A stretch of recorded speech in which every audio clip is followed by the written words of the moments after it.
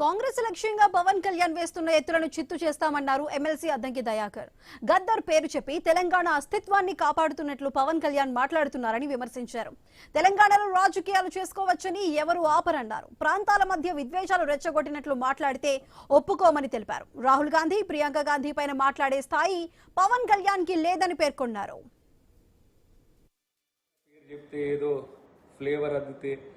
తెలంగాణ అస్తిత్వాన్ని నువ్వేదో కాపాడుతున్నట్టు నువ్వు చేసే ప్రకటనలు ఎవరు నమ్ముతారు?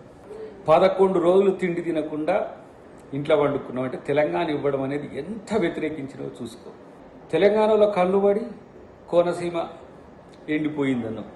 ఇవి చాలా వాయిగా తెలంగాణ మీద నీకు ఎంత ప్రేమో లేదనుకుంటానో నువ్వు చేసిన కామెంట్స్ వెనుక అంతరార్థం తెలియదా?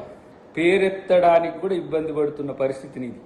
నువ్వు ఎవరి కోసం వచ్చినా ఎట్లా వచ్చినా నిన్ను రాజకీయాలు చేసుకొని వద్దని ఎవడు అనలే. నువ్వే జెండా పీక్కొని ఆంధ్రప్రదేశ్కి పోయినావు. కాబట్టి మిత్రమా, రాజకీయాలు చేసుకో. కానీ నువ్వు తెలంగాణ మొత్తం కాదు, ఆమూలాగ్రం తిరిగితే నేను వద్దనిటోడు. కేవలం ప్రొఫెసర్ నాగేశ్వరరావు గురించే లేకపోతే పాశం యాదగిరి గురించి నువ్వు ఇక్కడికి వస్తున్నావు అంటే నమ్మేంత పిచ్చోళ్ళు తెలంగాణలో కాదు. 1200 మంది చనిపోయిన తెలంగాణ తెచ్చుకుంటే 11 రోజులు ఉపవాసం ఉన్నావంటే అమరవీరులకు నువ్వు ఎలా నివాళులు అర్పించినట్ట?